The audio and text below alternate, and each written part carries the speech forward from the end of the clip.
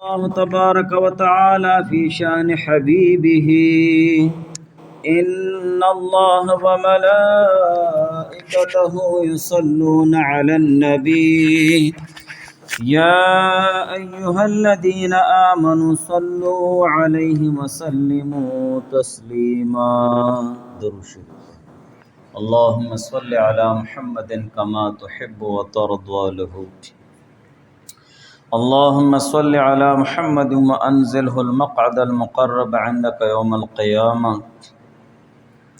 جزا الله عنا محمدا صلى الله عليه وآله وسلم ما هو أهله رب اشرح لي صدري ويسر لي أمري واحلل عقدة من لساني يفقه قولي. سامعین محترم، رمضان کا مہینہ رخصت ہو رہا ہے. رمضان کے آخری لمحات ہیں. اللہ تعالیٰ نے رمضان جیسا مبارک اور عظیم الشان مہینہ ہم پر لے آئے تو یہ اللہ تعالیٰ کا خصوصی فضل و کرم ہے، انتہائی خصوصیت کہ اللہ تعالیٰ نے ہمیں اپنی زندگی میں رمضان کے یہ مقدس اور پاک لمحات عطا فرمائے. اور آج الحمدللہ رمضان المبارک کا آخری جمعہ ہے. آخری جمعے کے متعلق عام طور پر لوگوں میں یہ مشہور ہو جاتا ہے کہ رمضان کا آخری جمعہ ہے جمعۃ الوداع. ہم رمضان کو رخصت کر رہے ہیں، جمعۃ الوداع کے نام سے تعبیر کرتے ہیں. اور اس آخری جمعے کے بارے میں کچھ مخصوص احکام بھی لوگوں میں مشہور ہو گئے ہیں. خاص کام، خاص وظائف، خاص نوافل. دراصل حقیقت یہ ہے کہ جمعۃ الوداع کی اس حیثیت سے قرآن اور حدیث میں کوئی چیز ثابت نہیں ہے. آخری جمعہ جو رمضان کا ہوتا ہے اس میں خاص احکامات، خاص وظائف کا اہتمام اور جمعۃ الوداع سے اس کو تعبیر کر دینا قرآن اور حدیث میں اس حیثیت سے کوئی چیز ثابت نہیں ہے. بلکہ رمضان المبارک کا ہر دن، ہر لمحہ، ہر گھڑی بہت مقدس اور بہت انتہائی مبارک. اور خاص طور سے جب جمعے کا دن ہو اور جمعے کا دن پھر رمضان میں آ جائے تو اور بھی اس کی اہمیت اور فضیلت اور بھی بہت زیادہ بڑھ جاتی ہے. بہرحال رمضان کا یہ آخری جمعہ ہے، اس میں کوئی خاص تہوار وغیرہ یا خاص احکام مقرر کر لینا یا اتنی رکعتیں یا اتنی عبادت کرنا قرآن اور حدیث سے کوئی چیز اس میں ثابت نہیں ہے. ہاں یہ ہے بزرگان دین سے کچھ چیز تجربے سے ثابت ہے. انہوں نے اس رات میں خاص اعمال کیے ہوتے ہیں، جمعے کو خاص اعمال کیے ہوتے ہیں حاجات کے لیے، یا اسی طرح مصیبت اور مشکلات سے نکلنے کے لیے ان کے اپنے خاص اعمال ہوتے ہیں جو ان کے تجربے سے ثابت ہوتے ہیں. وہ الگ بات ہے، اس کو ہم سنت کے درجے میں سنت کہہ کر نہیں کر سکتے. ہاں جو بزرگ ہیں، بڑے ہیں، ان کا ایک نیک عمل ہے. آپ دیکھیں گے سوشل میڈیا پر، فیس بک پر، یوٹیوب پر کہ آخری جمعہ ہے اور آخری جمعے میں اتنی رکعتیں پڑھیں، اتنی رکعتیں نوافل پڑھیں یا اس طرح یہ وظائف کریں. تو قرآن اور حدیث کے حوالے سے ایسی کوئی چیز بھی وہ ثابت نہیں ہے. البتہ یہ ہے کہ جو اگر اس طرح کوئی نوافل ہیں، خاص نوافل اور ان کی ترغیب آئی ہے تو وہ فقہا اور بزرگان دین سے آئی ہوگی. قرآن اور حدیث کے حوالے سے اتنا ہے کہ رمضان کی ہر گھڑی، ہر لمحہ، ہر ساتھ رمضان کا بہت انتہائی مقدس، بہت انتہائی پاک اور بہت انتہائی مبارک اور بہت انتہائی عظمت والے لمحات ہوتے ہیں. اور خصوصاً جب رمضان کے مہینے میں جمعہ آ جائے اور جب آخری جمعہ ہوتا ہے تو اس کی اور بھی اہمیت بڑھ جاتی ہے، اس لیے اس کے بعد تو اور کوئی جمعہ نہیں آنے والا ہے۔ جب رمضان کے مہینے میں جمعے کا دن آتا ہے تو جمعے کی اپنی ایک فضیلت ہے، لیکن رمضان کے مہینے میں جمعہ آ جائے تو اس کی فضیلت اور بھی بڑھ جاتی ہے، اور جب رمضان کے مہینے میں آخری جمعہ ہو تو اس کی اور بھی فضیلت بڑھ گئی ہے، اس لیے کہ اس کے بعد اور کوئی جمعہ نہیں آتا ہے۔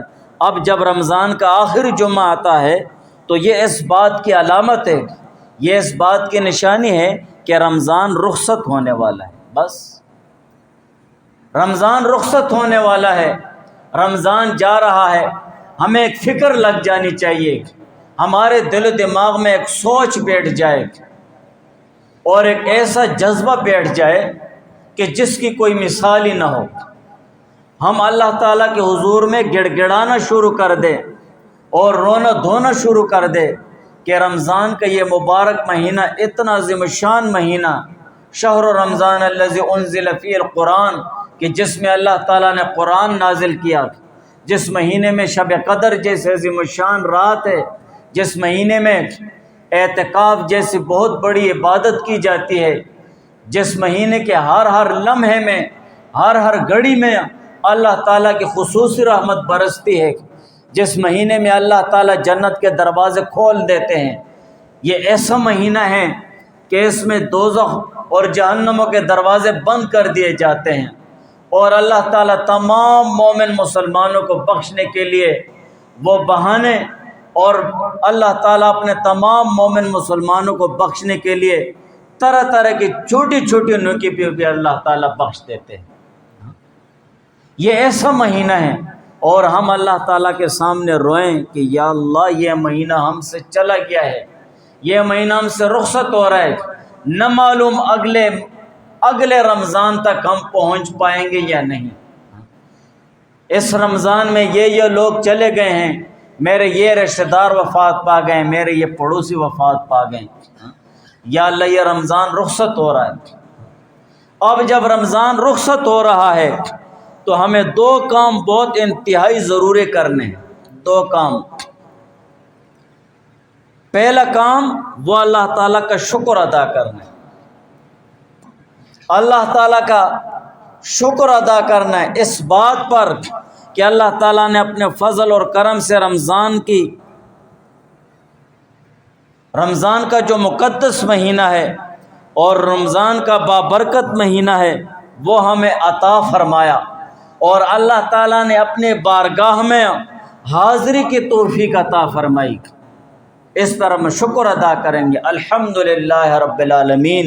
جب ہم اللہ تعالیٰ کے سامنے دعا کریں اور ذکر کریں تو یہ شکر ادا کریں کہ یا اللہ تیرا بہت بہت شکر ہے، الحمدللہ رب العالمین، کہ رمضان جیسا عظیم الشان مہینہ اس مہینہ تک تو نے ہمیں پہنچایا، اس مہینے کے روزے رکھنے کی توفیق عطا فرمائی، اور اس مبارک مہینے میں ہمیں نمازیں پڑھنے کی توفیق عطا فرمائی، اور اس مبارک مہینے میں ہمیں تراویح پڑھنے کی توفیق عطا فرمائی۔ پھر الحمدللہ رب العالمین، اور یا اللہ تیرا بہت شکر ہے کہ اس مہینے میں تراویح میں قرآن سننے کی توفیق عطا فرمائی، اور اس کے ساتھ ساتھ یا اللہ اس مہینے میں دوسری نیکیاں کرنے کی توفیق عطا فرمائی ہے، الحمدللہ رب العالمین۔ تو پہلا عمل وہ ہمیں اللہ تعالیٰ کا شکر ادا کرنا ہے، شکر ادا کرنا ہے کہ یا اللہ تو نے ہمیں اس مہینے میں عبادتیں کرنے کا اور اس مہینے میں کسی نہ کسی درجے میں عبادت کی توفیق عطا فرمائی۔ تو یہ سارے کام، یہ سارے نیک اور صالح اعمال یہ کس وجہ سے ہم نے کیے ہیں؟ یہ اللہ تعالیٰ کی توفیق سے، یہ اللہ تعالیٰ کے فضل سے، ورنہ کتنے ایسے گھرانے ہوں گے جو مال حال کے حوالے سے وہ بہت زیادہ آباد ہوں گے، کتنے ایسے لوگ ہوں گے جو جسم کے لحاظ سے جسیم ہوں گے، صحت کے لحاظ سے اچھے ہوں گے، مال کے لحاظ سے اچھے ہوں گے، لیکن اللہ تعالیٰ نے ان کو روزے رکھنے کی توفیق نہیں دی۔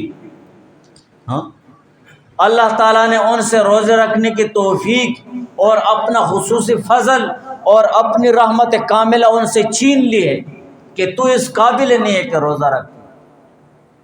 ہاں کیسے اتنے گھرانے ہوں گے جن پر یہ رمضان کا مہینہ آیا ہوگا لیکن ان کو معلوم ہی نہیں ہوگا کہ رمضان کا مہینہ ہے یا دوسرا کوئی مہینہ ہے. اس میں روزے رکھنے اور نہ رکھنے کا کچھ ان کو پتہ نہیں چلا ہے. بس عام مہینوں کی طرح رمضان کے مہینے کو بھی گزار دیا. عام مہینوں کی طرح رمضان کے مہینے کو بھی گزار دیا ہے. کتنے ایسے لوگ ہوں گے, دور مت جاؤ, باہر معاشرے میں مت جاؤ, اپنے ادارے میں دیکھ لو کتنے ہوں گے ایسے جو رمضان کا مہینہ آ گیا لیکن ان کو یہ پتہ ہی نہیں پتہ تھا کہ رمضان آیا ہے یا شعبان آیا ہے یا شوال آ گیا. رمضان کے روزے ان کو رکھنے کے اللہ تعالیٰ نے توفیق ہی نہیں دیے. عام مہینوں کی طرح رمضان کا مہینہ بھی نکل گیا ہے. تو یہ اللہ تعالیٰ کے فضل اور اللہ تعالیٰ کی توفیق کاملہ سے ہوتا ہے کہ اس نے ہمیں اس رمضان کے مہینے میں روزے رکھنے کی توفیق عطا فرمائی, اس میں عبادت کرنے کی توفیق عطا فرمائی. تو یہ سب اللہ تعالیٰ کا فضل اور اس کی توفیق کاملہ سے ہوا, اور یہ امید رکھنی چاہیے اللہ تعالیٰ سے 100% نہیں 1000% اللہ تعالیٰ سے یہ امید رکھنی چاہیے کہ انشاءاللہ اللہ تعالیٰ نے اپنے فضل اور کرم سے ان عبادتوں کو اپنی بارگاہ میں قبول فرمایا اور قبول فرمائیں گے اللہ تعالیٰ اپنے فضل سے. تو شکر ادا کرنا چاہیے. الحمدللہ رب العالمین. ہم جب بھی اللہ تعالیٰ کے سامنے ہاتھ اٹھائیں اور جب بھی اللہ تعالیٰ کی نعمتوں کی اور جب بھی اللہ تعالیٰ کے دیے ہوئے رمضان کا تذکرہ ہو اور ان کے روزوں کا تذکرہ ہو تو ہم اللہ تعالیٰ کے سامنے شکر ادا کریں الحمدللہ رب العالمین کہ اللہ تعالیٰ نے ہمیں رمضان کا مہینہ عطا فرمایا. الحمدللہ رب العالمین رمضان کے مہینے میں روزے رکھنے کی توفیق عطا فرمائی, اس مہینے میں ہمیں عبادت کرنے کی توفیق عطا فرمائی. تو پہلا کام کیا کرنا ہے؟ شکر ادا کرنا ہے. ہر حال میں اللہ تعالیٰ کا شکر ادا کرنا ہے کہ رمضان کا مہینہ پہنچا, اور شکر ادا کرنے کے ساتھ ساتھ اللہ تعالیٰ سے یہ امید رکھنی ہے مضبوط اور 100% اور 1000% اس بات کا یقین رکھنا ہے کہ یا اللہ تو نے اپنے فضل سے ہمارے یہ اعمال قبول فرمائے ہوں گے اور تو اپنے فضل سے ہمارے یہ نیک اعمال قبول فرمائے گا. اور دوسرا عمل کیا کرنا ہے؟ دوسرا عمل ہمیں استغفار کرنا ہے. دوسرا عمل ہمیں استغفار کرنا ہے. استغفار تو گناہ کے بعد ہوتا ہے, لیکن نیک عمل کے بعد استغفار اسی مقصد سے کرنا ہے کہ اللہ تعالیٰ ہمارے اس نیک عمل کو قبولیت کے درجے تک پہنچا دے, اور اس نیک عمل کے کرنے میں ہم سے کوئی کمی پیشی ہوئی ہو تو اللہ تعالیٰ وہ ہمارے لیے معاف فرما دے. یہ نیک عمل بہت عظیم الشان نیک عمل ہے, جو نیک عمل بھی ہو. یا اللہ ہم استغفار اور بخشش اور معافی اسی مقصد سے مانگ رہے ہیں کہ ہم نے یہ نیک عمل کیا ہے تو اس نیک عمل کو اعلیٰ معیار تک ہم نہیں پہنچا سکے. جیسے اس نیک عمل کو کرنے کا حق تھا ہم ویسے نہیں ادا کر سکے, تو ہم اس پر تجھ سے بخشش اور معافی مانگتے ہیں. تو دوسرا کام وہ استغفار کرنا ہے, بخشش مانگنا ہے کہ اللہ تعالیٰ نے ہمیں اپنے فضل سے عبادت کی توفیق عطا فرمائی, لیکن ہم نے کس طرح عبادتیں کی ہوں گی, نہ جانے اور انجانے میں کتنی کوتاہیاں ہم نے کی ہوں گی. روزے کی حالت میں غیبت بھی کی ہوگی, جھوٹ بھی بولا ہوگا, برائی بھی کی ہوگی, حسد بھی کیا ہوگا, ہاں کسی کے ساتھ کچھ زیادتی بھی کی ہوگی, برا بلا بھی کہا ہوگا. یہ کوتاہیاں ہیں, یہ کمیاں ہیں, کمزوریاں ہیں. ہاں عبادت میں کوتاہیاں ہوئی ہوں گی, بعض اوقات نماز کے آنے میں سستی کی ہوگی, تراویح کے پڑھنے میں سستی کی ہوگی, ہاں یا اسی طرح دوسرے نیک اعمال کے کرنے میں ہم نے کوتاہیاں اور سستی کی ہوں گی.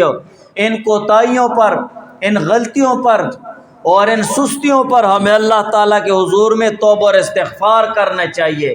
یا اللہ ہم معافی چاہتے ہیں, یا اللہ ہم بخشش مانگتے ہیں، ہم استغفار کرتے ہیں، استغفر اللہ استغفر اللہ۔ یا اللہ ہم سے ان روزوں میں کچھ کوتاہیاں ہوئی ہوں، اس میں کچھ کمیاں ہوئی ہوں عبادتوں میں، یا اللہ ہمارے لیے معاف فرما دے۔ بار بار یہ کہنا، بار بار یہ کہنا یا اللہ معافی دے۔ روزے کا جو حق ہے وہ ہم نہیں ادا کر سکے۔ قرآن میں بھی اللہ تعالیٰ فرماتے ہیں کانوا قلیلا من اللیل ما یہجعون وبالاسحار هم یستغفرون۔ جو نیک اور متقی اور پرہیزگار لوگ ہیں، کانوا قلیلا من اللیل ما یہجعون، کہ وہ رات کو کم سوتے ہیں بلکہ ساری رات اللہ تعالیٰ کی عبادت میں مصروف ہوتے ہیں۔ جو نیک اور متقی اور پرہیزگار لوگوں کی اللہ تعالیٰ صفت بیان فرماتے ہیں، کانوا قلیلا من اللیل ما یہجعون، کہ یہ نیک اور متقی اور پرہیزگار لوگ ایسے لوگ ہیں جو رات کو بہت کم سوتے ہیں، اللہ تعالیٰ کی عبادت میں مصروف ہوتے ہیں۔ وبالاسحار هم یستغفرون، اور صبح کے وقت یعنی سحری کے وقت میں اللہ تعالیٰ سے بخشش مانگتے ہیں، استغفار کرتے ہیں، توبہ کرتے ہیں۔ تو یہ جو نیک اور پرہیزگار لوگ ساری رات عبادت میں لگے رہتے ہیں اور پھر رات کے آخری پہر میں اور سحری کے وقت میں استغفار کی اپنی ایک فضیلت ہے۔ اسی لیے یہ ایک تنہائی کا ایسا عالم ہوتا ہے جو ساری دنیا وہ سناٹے میں پڑی ہوتی ہے، اور مومن مسلمان اللہ تعالیٰ سے اپنے گناہوں کی بخشش مانگ رہا ہوتا ہے رو رو کر، اور اپنے گناہوں پر نادم اور پشیماں ہو کر اللہ تعالیٰ سے معافی مانگ رہا ہوتا ہے۔ تو بہرحال سحری کے وقت استغفار کی اپنی فضیلت ہے۔ تو یہ نیک لوگ عبادت کرنے کے بعد توبہ اور استغفار سحری کے وقت میں کرتے ہیں۔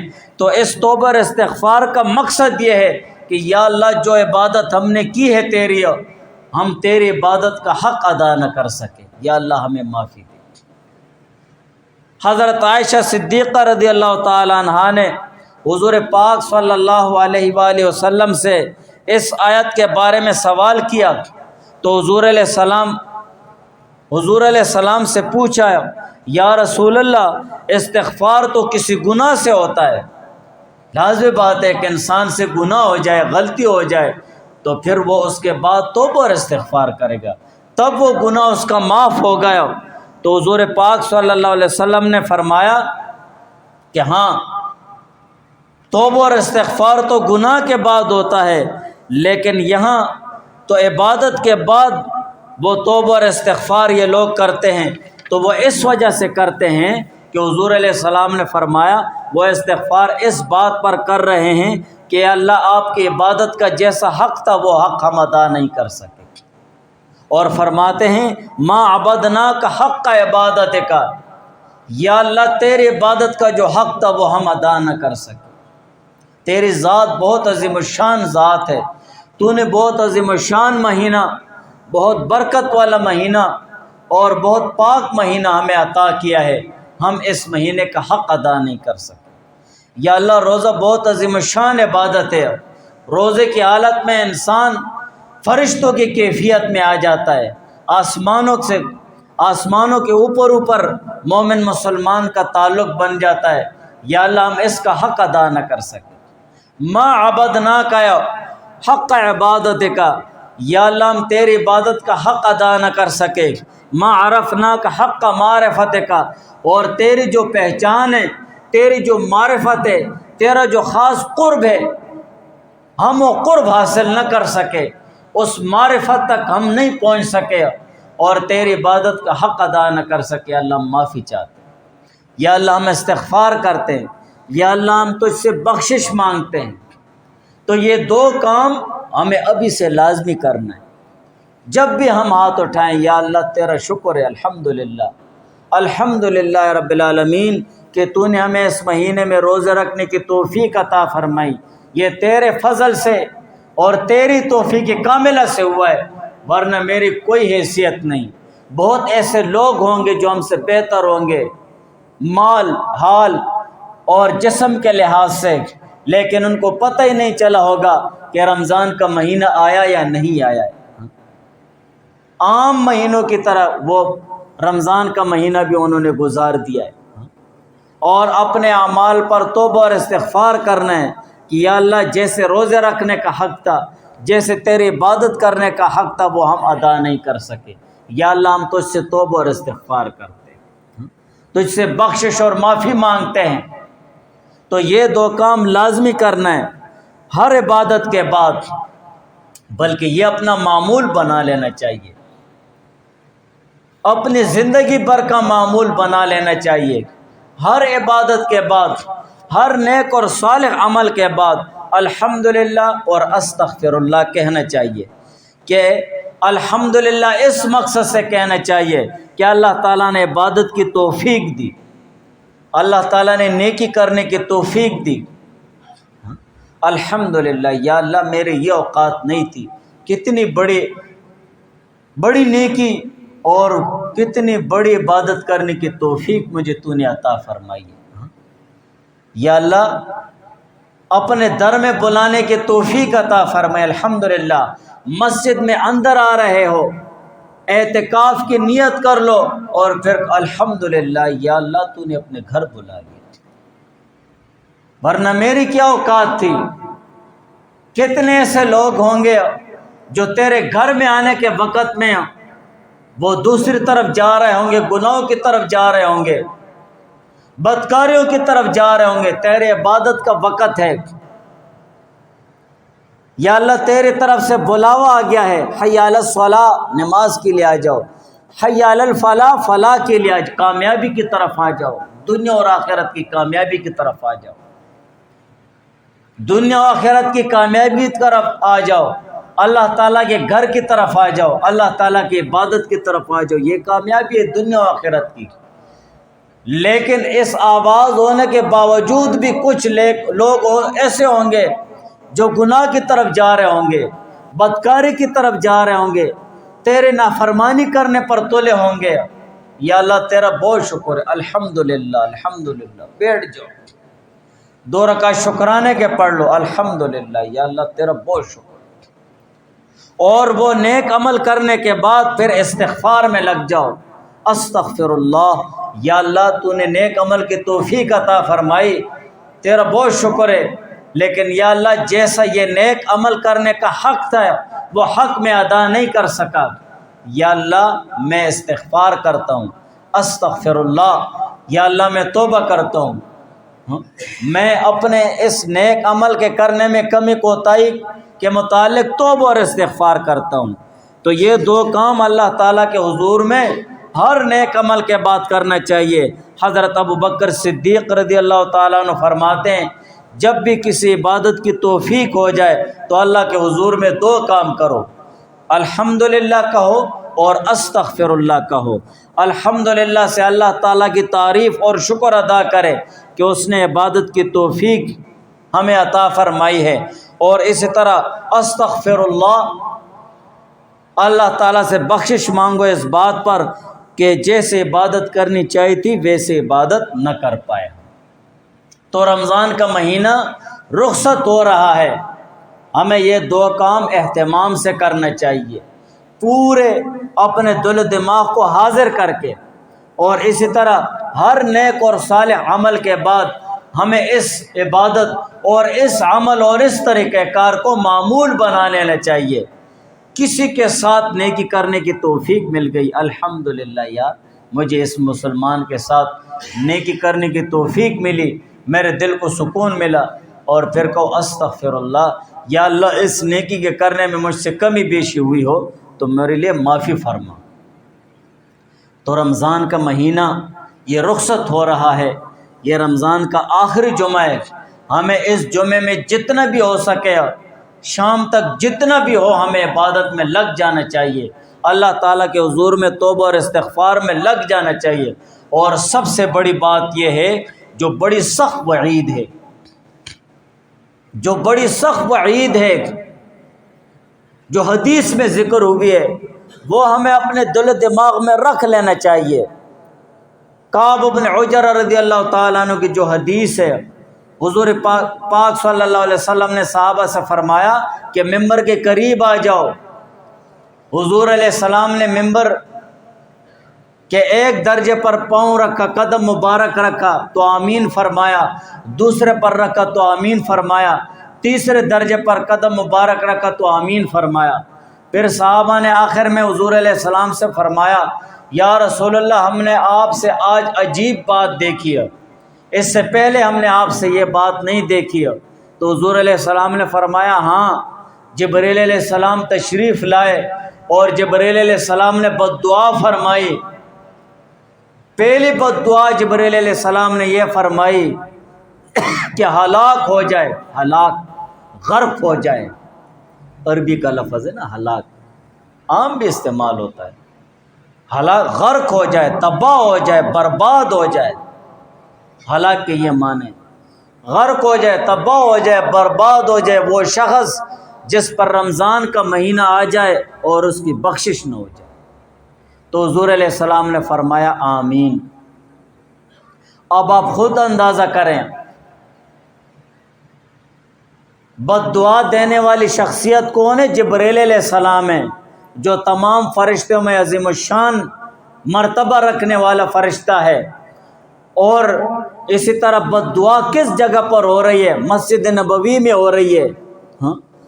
اور بد دعا پر آمین کہنے والی شخصیت کون ہے؟ امام الانبیاء، سید الانبیاء، سید الکونین حضور پاک صلی اللہ علیہ وسلم ہے۔ اب ہم خود اندازہ کریں کہ اتنی سخت بد دعا اور حضور علیہ السلام کا آمین فرمانا، اس بد دعا کی قبولیت میں شک ہو سکتا ہے؟ اس بد دعا کی قبولیت میں شک ہو سکتا ہے؟ کبھی بھی نہیں ہو سکتا ہے۔ اگر ایک آدمی یہ کہتا ہے یہ سامنے اس سورج کے سورج ہونے میں شک ہو سکتا ہے، لیکن حضور علیہ السلام کے فرمان میں شک نہیں ہو سکتا ہے۔ جبریل علیہ السلام نے جو بد دعا دی ہے اور حضور علیہ السلام نے آمین فرمایا ہے، اس کی قبولیت میں شک نہیں ہو سکتا ہے۔ قیامت تک نہیں، قیامت کے بعد بھی نہیں ہو سکتا، کبھی بھی نہیں ہو سکتا۔ شک کرو گے تو کفر تک پہنچ سکتا ہے۔ تو یہ جو سخت وعید ہے، جو سخت پکڑ کا مسئلہ ہے، یہ ہمیں اپنے دل و دماغ میں رکھ لینا چاہیے کہ رمضان کے 2-4 دن جو باقی ہیں، اس وعید کو اور اس بد دعا کو اپنے دل و دماغ میں رکھ کر عبادت میں لگ جاؤ کہ یا اللہ مجھے ہلاک مت کرو، مجھے ہلاک ہونے والوں میں، غرق ہونے والوں میں، برباد ہونے والوں کے فہرست میں مت ڈالو۔ یا اللہ یہ جو 1-2-3 دن ہے، یا اللہ مجھے معاف فرما دے۔ جو گزر گئے یا اللہ 100 گزر گئے۔ اللہ تعالیٰ کے حضور میں آ کر گڑ گڑانے لگ جاؤ، یا اللہ حضور جبریل علیہ السلام کی بد دعا کا مصداق مجھے مت بناؤ، جبریل علیہ السلام کی بد دعا میں مجھے شامل مت فرماؤ کہ ہلاک ہو جائے، برباد ہو جائے۔ یا اللہ ہلاک ہونے والوں میں مجھے شامل مت کرو۔ اللہ تعالیٰ سے رو رو کر مانگنا ہے کہ رمضان کا مہینہ یا اللہ گزر رہا ہے، جا رہا ہے، رخصت ہو رہا ہے، یا اللہ مجھے معاف فرما دے، یا اللہ میرے بخشش فرما دے، یا اللہ میرے اتنے گناہ یا اللہ معاف فرما دے، میں نے یہ زیادتی کی یا اللہ معاف فرما دے، میں نے یہ گناہ کی یا اللہ معاف فرما دے، یا اللہ یہ رمضان میرے ہاتھ سے خالی مت جانے دو، اس رمضان کے مہینے میں مجھے ہلاک ہونے والوں میں شمار مت کرو، جبریل علیہ السلام کی بد دعا میں مجھے مت ڈالو جس پر حضور علیہ السلام نے آمین فرمایا ہے۔ تو یہ جو سخت وعید ہے، یہ دل دماغ میں رکھ کر، یہ جو سخت ڈانٹ ڈپٹ ہے، یہ جو سخت تنبیہ ہے حضور علیہ السلام نے فرمائی ہے، روزہ نہ رکھنے پر، اللہ تعالیٰ کی عبادت نہ کرنے پر، اور رمضان کے مہینے میں بخشش نہ ہونے پر، جو یہ سخت تنبیہ حضور علیہ السلام نے فرمائی ہے، یہ دل دماغ میں ہم رکھ دیں کہ یا اللہ رمضان کا مہینہ ہے اور میری بخشش نہ ہو تو میں تو غرق اور تباہ ہو جاؤں گا۔ یا اللہ مجھے غرق مت کرو، تباہ مت کرو، برباد مت کرو، مجھے معاف کر دے، مجھے بخش دے، اور ایسا راضی ہو جائے جس کے بعد پھر کبھی بھی ناراض نہ ہونا ہو۔ تو اللہ تعالیٰ سے یہ 3 کام خصوصیت کے ساتھ ہوں، 2 کام رمضان میں بھی ہوں، رمضان کے بعد بھی ہوں، ہر نیک عمل پر توفیق ملنے پر الحمدللہ، اور اس کے بعد نیک عمل کرنے کے بعد استغفار استغفر اللہ کہ یا اللہ ہم اس کا حق نہیں ادا کر سکے۔ اور رمضان کا مہینہ رخصت ہو رہا ہے، اور رمضان کے مہینے کے رخصت ہونے میں اب بھی کچھ دن باقی ہے کہ ہم اللہ تعالیٰ سے توبہ اور استغفار میں لگ جائیں اور ہم اپنے اللہ تعالیٰ کو منا لیں، اور اسی طرح اپنے آپ کو اللہ تعالیٰ پر بخشوا دیں۔